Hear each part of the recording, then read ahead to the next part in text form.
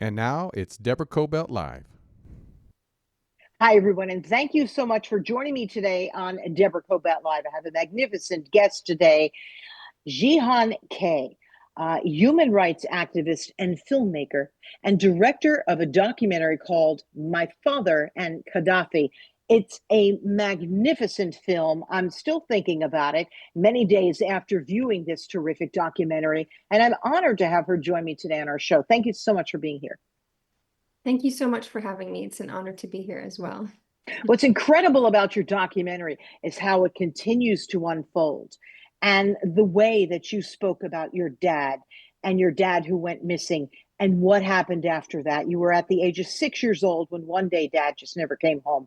Let's dial it back and let's talk about your story and why you made this film. So, when I was 6 years old, my father disappeared and my mother searched for him for 19 years. My father's name is Mansur Rashid Kikhia. He was at one point, the foreign minister of Libya. He was a human rights lawyer, and he was the permanent representative to the United Nations representing Libya. And then he defected from the regime in 1980 and ended up being the peaceful opposition leader to Gaddafi's regime, which then led to his politically motivated disappearance. And then my mother searched for him. So that happened when I was really young. I obviously was not an active player in the story. I was more of an observer. I did spend most of my life watching my mother campaigning for my father internationally.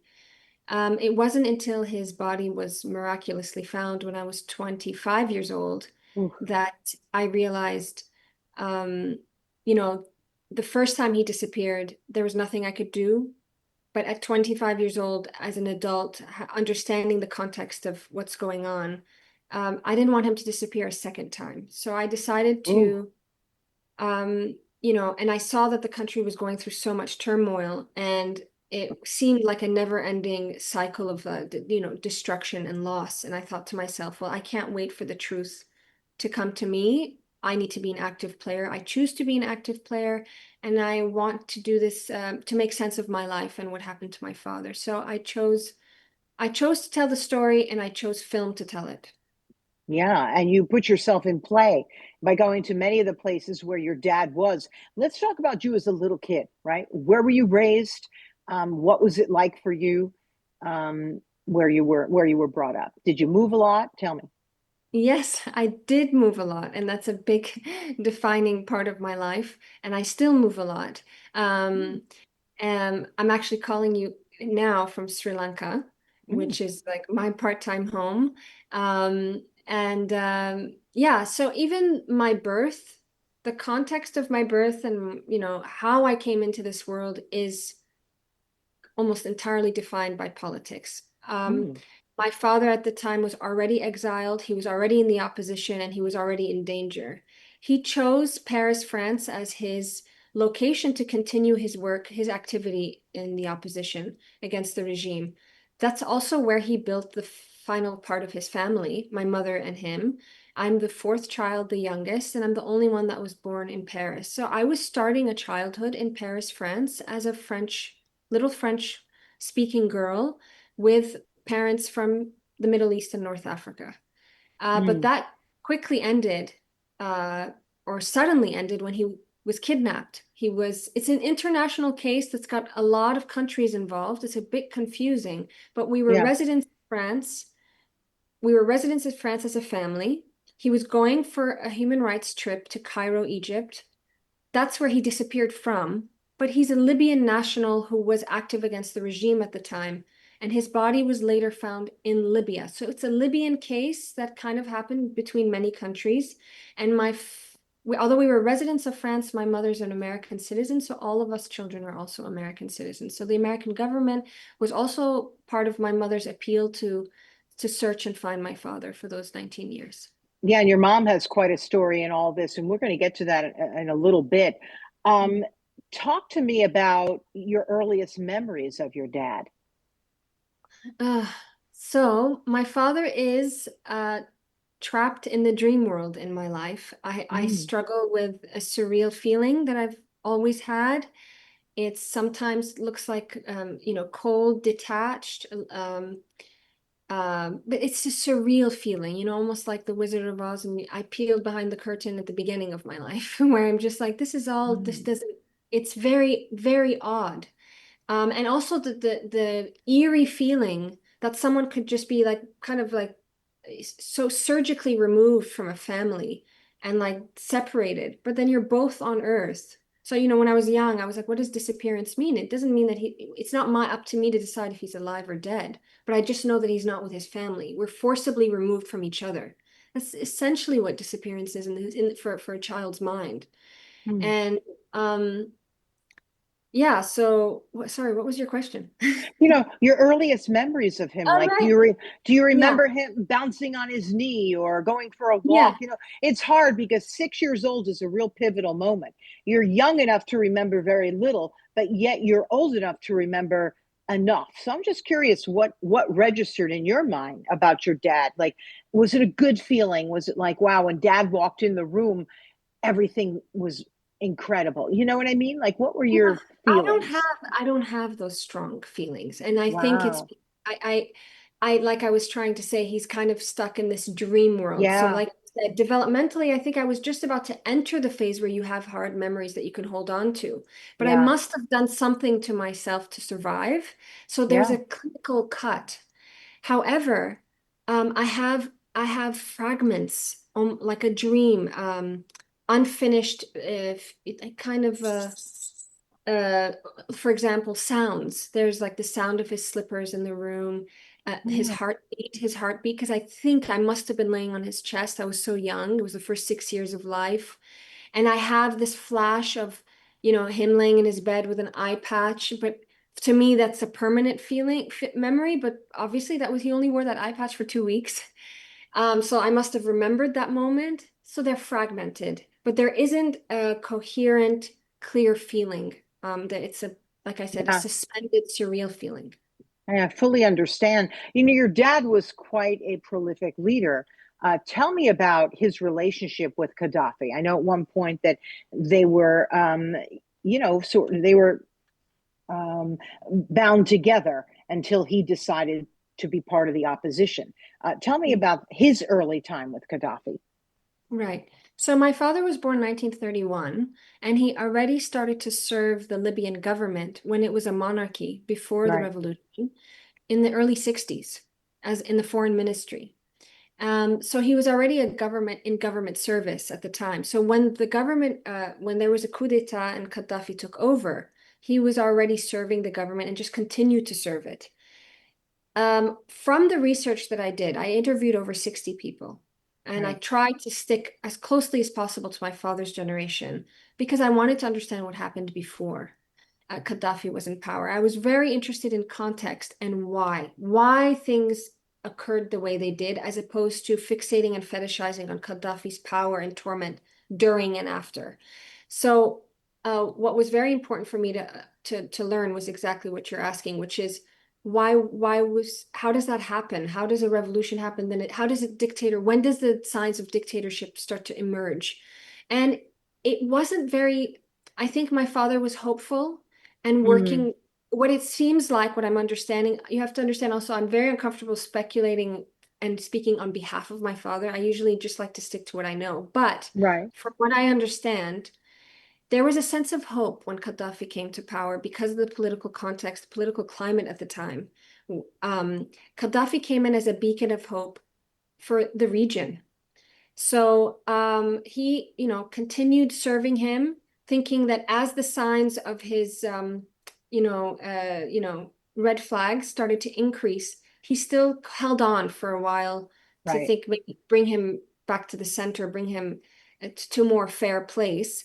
But then by 1980, I guess many things occurred to be the last straw, and he ended up joining the opposition. So another simpler way to put it, one thing that I distilled my father's motives down to is he was a genuine patriot. He loved his country, he loved his people, and he wanted to serve the country. And it was to the point where they had been so demoralized and destroyed by colonization that even if Gaddafi was an issue, he considered it a Libyan issue, and he wanted the dignity of the country and the people to solve their own problems without foreign intervention. It was a bit of an idealistic position, but I understand it. Of course, what I also understood from interviewing a lot of people is no one saw that level of brutality coming. Wow. It just slippery slope till it was too late. You brought up something interesting that a lot of people don't really know about the history there, colonization. Can you tell us very briefly what happened in Libya and how did colonization affect what went on there?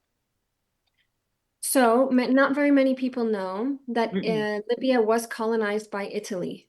And this was in the early 20th century. And that invasion sparked a widespread revolution and resistance within the Libyan population. You're talking less than 1 million people. It's a very small, poor, vulnerable population. And then eventually it escalated when Mussolini came to power, a fascist regime, to genocidal tactics. It deeply wounded the country and the people. And that, you have to read more into the history and understand it. I'm not a historian, a political analyst, or an expert, but essentially it laid the grounds for eventually a dictatorship for Gaddafi to come into Right, power. right, And he because actually, go go ahead. ahead. No, I was going please. to say kind of abused that fear, that suspicion, and that wound that Libyan people had in the early 20th century, obviously having been traumatized by colonization and its effects. He then, the nightmare was that Gaddafi, who was claimed to be a savior, then turned against his own people and brutalized his own people. Maybe in some ways you could argue more severely, but that's a debate. Right. So, what does history show from everything you've uncovered about Gaddafi and how he then brutalized his own people? Like, why do you think that happened? I mean, it became a dictatorship, right? But how do you think that unfolded and the people then having no choice but to follow? And then your dad being brave enough to say no. It's quite a story.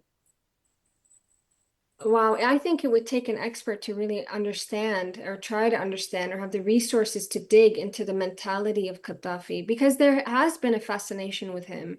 Yes. And generally from the Western perspective to have a psychological angle, but it also gets really corrupted by this fetishization and also this reduction of him as just this brutal dictator. Okay. So I'm not really sure what were the exact elements. What I do know is when we study different dictators from around the world, there tends to be some similar characteristics. Mm. So he's not any different in that way. His special eccentricities that are for him, that are individual to him, yeah, I guess adds a special flavor, but I'm really not sure if where that came from. But what I also know is that there are greater forces, political forces, that are part of the Libyan history and the region's history that are just far beyond my ability to Of course. understand in my time. So there's definitely a lot of layers. I'm not really sure how to understand them.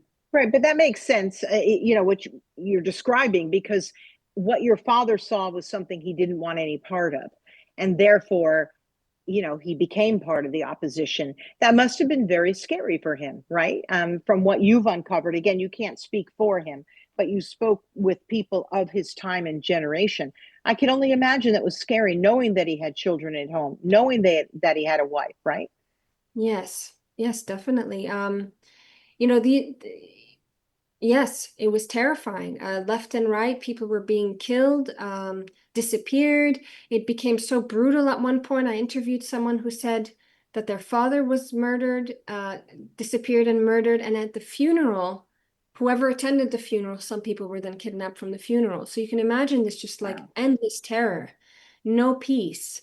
So essentially, I think it would be fair to assume that he knew that he would immediately have a target on his back as soon as he joined the other side. So It could be a matter of time. he went to Cairo and he was in a hotel room there, and that's pretty much the last that anybody saw of him. Is that correct from your research? That's what I've heard. Yes, that it was from in the hotel that he was last seen. Yeah. What stories have you been able to piece together? Like, what do you think happened that you could share with us from the people that you spoke with? Um, well, I have to give my mother credit here because she did most of the hard work when it was when the stakes were high and where my father was potentially alive for the majority of her search. So, Right. I'm more in hindsight trying to uh, piece it all together. Uh, but as far as the investigation, I didn't necessarily I didn't discover anything new that my mother hadn't already, you know, figured out or already Right. uncovered. Right. But it's really an interesting thing when I've noticed with Libyans or with people who understand dictatorships, whether they're close to one, have survived one, are living under them now. These dictators, they become like almost demigods. Hmm. They really alter your reality, your sense of self, even. There's a hijacking of reality. They're extremely powerful. They're in our minds, in our dreams. I had an interview, the former prime minister, he's now passed away, but I interviewed him and he said to me, the ghost of Gaddafi is still ruling us today. Hmm. So the battle against the effects of this regime are very profound and at this point, multi-generational. Yeah. Uh, so that was a very long build up to say, as much as I think I figured out something or I think I know what happened, I don't really know what happened, except he went to a human rights conference of a human rights group that he co-founded 2 years before. It was the second annual meeting. It was curated around the International Day of People of International Day of Human Rights, the UN United Nations Day, which is December 10th, which is the day he disappeared. And who knows? Who did my father know? Who did he speak to? Who betrayed him? Was that final meeting that he had innocent and then he was disappeared after? Or was that the meeting where he was then taken from? Was he negotiating too close to the lines of the regime and were threatened by him? These are all very, like, I'm not sure. It seems like it's all deductive reasoning working backwards from a disappearance and just using kind of your logic that he was very active in the opposition and that must have been some relationship, some alliance, some trigger point tipped him over the edge to danger zone and was then kidnapped because of it. Let's talk about your mom, please. Her name, what she did when you were little.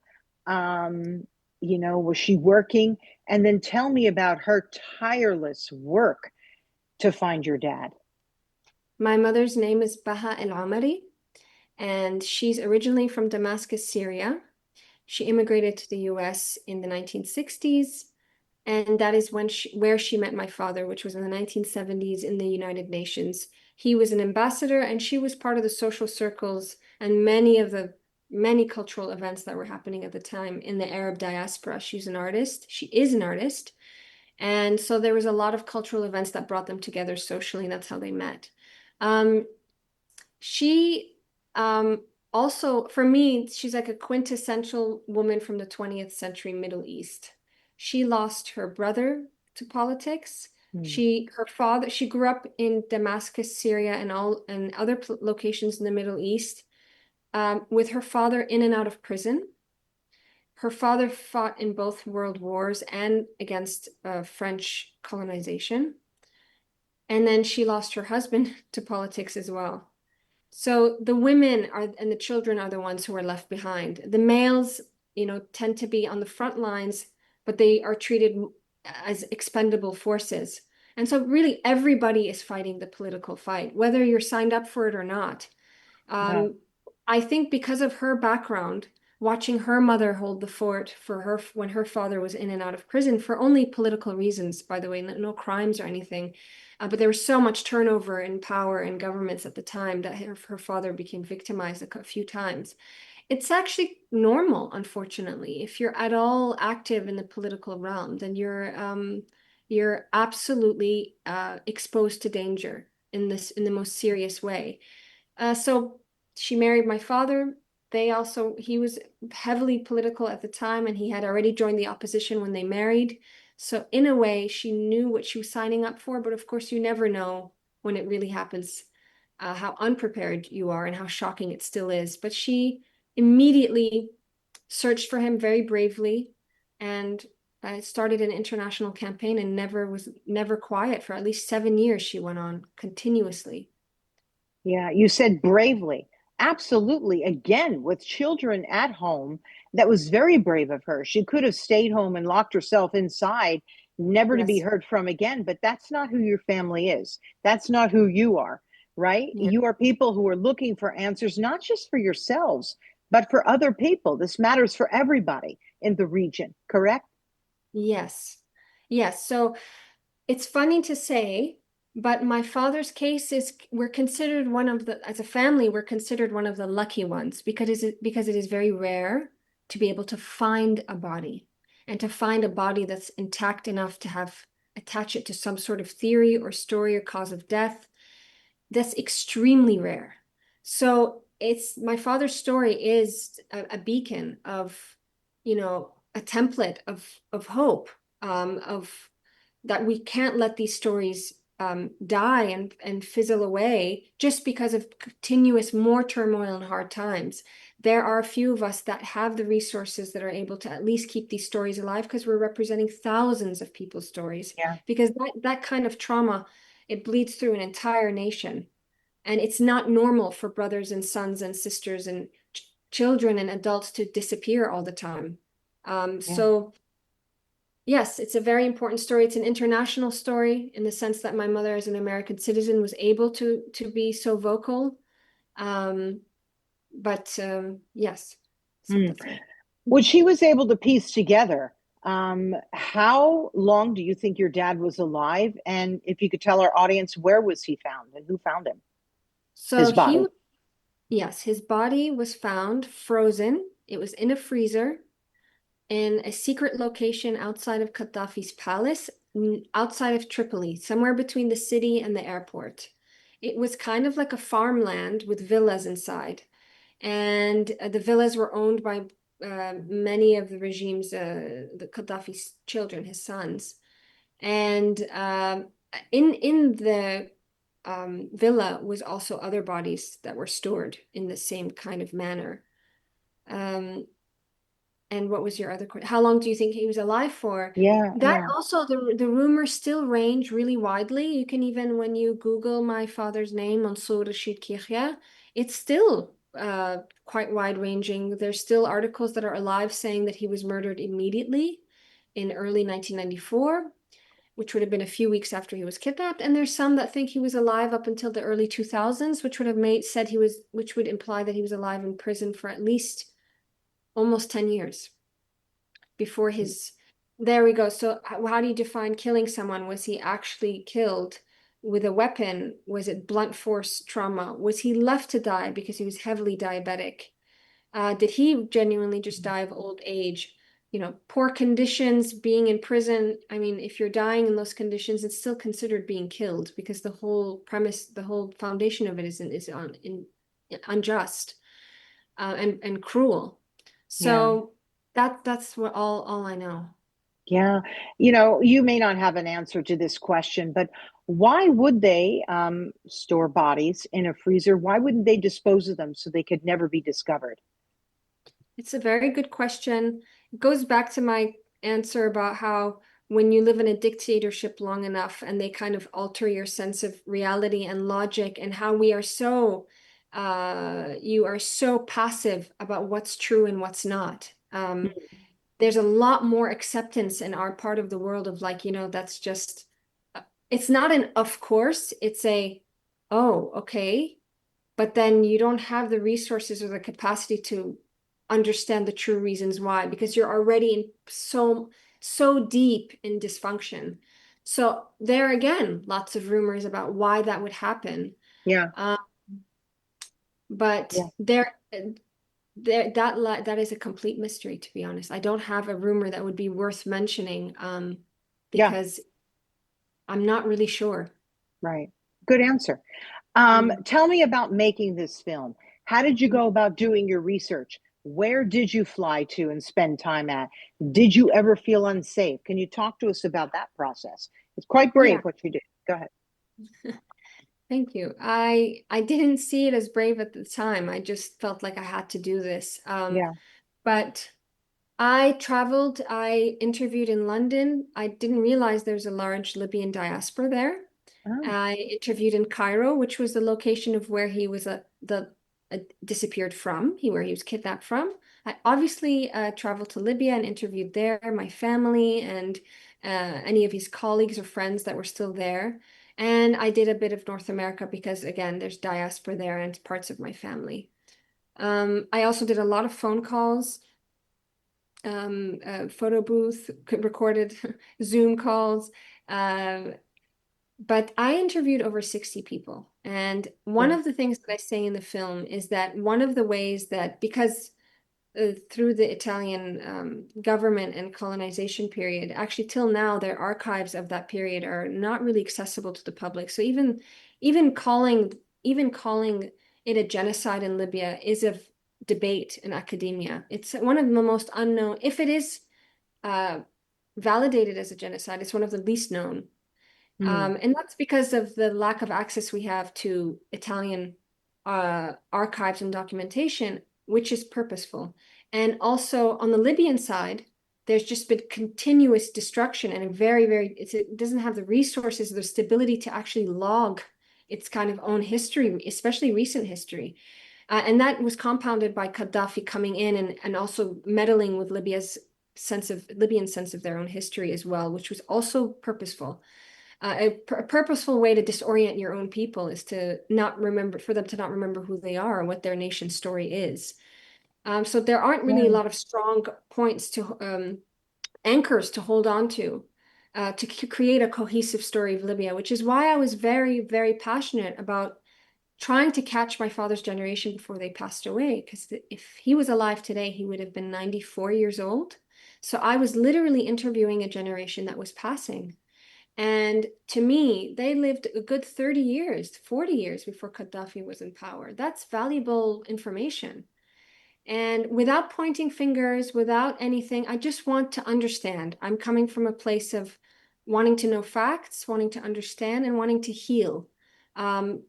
So my approach was actually quite open-minded and soft as well. But yeah, I Hmm. think I that don't know much about life there, right? I'm an American person. I've never traveled to there. But what was it like for you going there as a filmmaker, as a woman filmmaker? Were you well received? Is this something that they don't see often? If you could tell me. well, one thing I'll mention is that generationally, it was quite a beautiful full circle moment because most of these people that I interviewed would be the equivalent age of a grandfather or a father. Right. And so I used the journey of the film as like a bridge because we Mm. got severed. And what I was trying to say earlier that I just remembered is that one of the things that I shared in the film that I had learned in my research is one of the ways that the fragmented left, like little fragments of history was preserved in Libyan history was through oral tradition, passing down stories through within the Right. families and through poetry and music. So I've been trying to capture those stories as well. And I put a lot of value in the people that I actually interviewed. I did not go deep into actually academic research to learn about the history. I tried to just get down to the essence and put a lot of value into people's real life experiences. Yeah. And from that point of view, whether or not I was a woman or a man or whatever, I was very welcomed. I realized in how much I was accepted and welcomed by everybody, even though I was a complete stranger to most of them. It was a cold call, cold meeting. Um, they really loved my father. So them giving me the time was an extension of their love and appreciation for my father. So it was all in honoring of him. So I didn't necessarily feel at danger, but I also want to say that I also, at the same time, although I could feel the warmth and the importance of all this between generations for us to pass down this information, to not lose it all, is that I did also have quite a clinical approach where I thought to myself, anybody that I'm talking to could have been on either side. They might tell Yeah. me they're best friend, but I have no proof that maybe they were the other person, they were that person.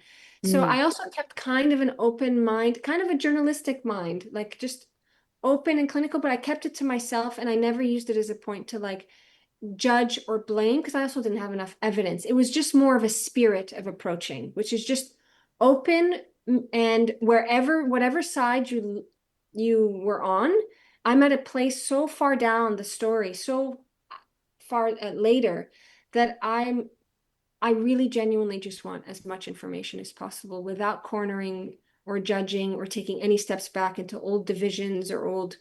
I Right. welcome any point of view so that I can then make my own decision of what I think is true or not. It's interesting as I hear you talk. You are a journalist, you are an investigator, you are a filmmaker and a writer, and you're a daughter. So all of this has come together, and you did this really from the heart. And that really comes out through this film. It's an extraordinary documentary. I watched it a couple of times to really get the feel of what you did. And I fully understand it, the impact. This has been incredibly well received at film festivals, in particular, recently, the Venice Film Festival. Tell me more about this and tell me more about your hopes with this film and what you're trying to do with it. Well, first of all, to world premiere in one of the most prestigious festivals in the world, and also for it to be hosted in Italy, I thought was a beautiful full circle moment and a real Yeah. testament to the Italian public being so open and generous and genuine in in um, sharing our shared history together and in exploring it together again, non-judgmentally because we're so many generations later. Yes, there were sold out shows, and I was able to bring almost everybody from my nuclear family and grandchildren and my nieces and nephews, except for my brother, unfortunately, wasn't able to make it. And we also had a healing moment as a family, and there to acknowledge both not only my father and his fight, but also my mother, because she was the hero behind the hero as well. They fought together from different fronts. Um, yeah, so that was a pretty magical moment. And one of my Mm. goals, I think this is just the beginning. My film was just a breakthrough. I'm just coming in because I think there's just so much more to explore, so many other mediums that I can explore and sharing not only the story, but just exploring Libya and making sense of it um, to add to the piece of our narrative as human beings on the planet. I think it's very odd that there's countries out there that are totally in the dark, and there's a few of Yeah. us that help shed some light on it, and just to complete our understanding of the world. Mm. This must be very expensive, though, for you to undertake on your own as an independent filmmaker. Yes, I am an independent filmmaker. I purposely protected the film in the 9-year journey that I've had because I knew it was very delicate and very susceptible to being corrupted by different agendas. Because I Mm. do take a very nuanced perspective of the regime of Libya in the last century. And I didn't want it to fall victim to any reductive kind of ideologies. So at the end of the day, it's a personal story. It's the truth. My truth, my family's experience. So I protected that. But now that I've released it to festivals, the last leg of the film is actually, and I've still remained independent, is to raise the funds to clear the film to be able to sell it. So Yeah. right now, where I stand today, um, I'm still fighting to be able to sell it to all media, to all platforms, all around the world for the rest of time. So there's still another last component of the film to be able to reach as wide audiences as possible in the world. As a citizen of the world, where do you consider home? Yeah, I lived 20 years in Paris. I'm an American citizen. I also lived in the US and had a wonderful childhood there as well. My mother is Syrian, so I grew up with her culture at home, and my father is Libyan. And I have to always remember that I'm Libyan, even though I grew up in exile and I grew up torn away from my father's country. I cannot deny that I'm Libyan out of convenience or out of lack of connecting with it. So I would say I don't have a physical place that's a home. I have different stories in different eras of different parts of the world where I've lived. And one of my greatest privileges is getting to know people from all over and just realizing how much we are alike, how beautifully kind people can be. One of the things I've experienced in my experience making my film is the beautiful level of empathy in the world. And there's a lot of kindness towards me and my family and our story. And, you know, a lot of people just embracing the family part of my film. And it feels like the world is, for now, giving me and my family a ceremony, like a hug, like an embrace of validation and helping us carry the story of my father, helping us carry the story of fighting for human rights, helping me carry this love letter to my father and to his country. Beautifully said. And as I like to say, people over politics, right? It's about humanity. It's about the people in these countries. And, you know, we all sort of get tangled up in the politics of it all. But your film is about the people and the story of your father and, of course, your mother fighting until she found him. And then now you carrying on these stories through your film and through the dialogue. Really terrific full circle moment. I thank you very, very much for joining us. I really do. Yeah. If there's anything else you want to add, please do. But I just think that I would love for people to see this film and to understand better about, you know, the struggles that people have to go through. It's really just extraordinary bit of humanity. So thank you again. Thank you so much for having me. Yeah. So everybody, you can find my interview on YouTube, and then later we will post it on Facebook, and then of course all audio platforms as an audio podcast as well, on iHeartRadio app, on Spotify, just about everywhere. Please put in Deborah Kobylt Live, and you will find my interview, which I think is really extraordinary and quite interesting. And I really do appreciate all the time you gave us today, and also to my friend Valentina Castellani Quinn, who put us together for this interview. So thank you very much to her as well. We look forward to seeing you again, everybody. Please look up our podcast and tell everybody about this interview. Have a good day. We'll see you again soon. Bye-bye. Thank you so much.